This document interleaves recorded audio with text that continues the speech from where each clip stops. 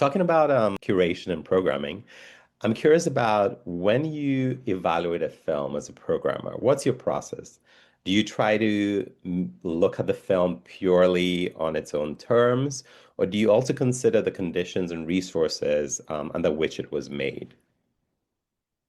Yeah, I think it depends. It really depends on the festival that I program for and the format, like I think there's a difference between programming and curation. For instance, for a festival like Berlinale, being part of in the selection committee of the competition, we don't have like a set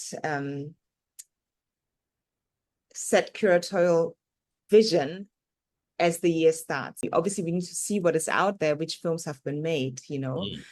Then we program those films that we like. And so then we start looking at, the different films, like the films that we like, the films that, have interesting thematically or giving us a new perspective, using cinematic language in an interesting way.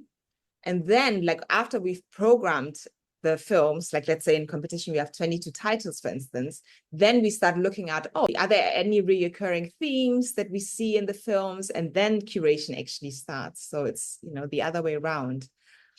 But you can also curate, like, I mean, it depends. Like if you have, for instance, a festival where it's not so important that you have a world premiere or anything like that, or where it's about a film. For instance, the Africa Film Festival Cologne. I mean, obviously we want also premiere, but it's not so important there. It's more important to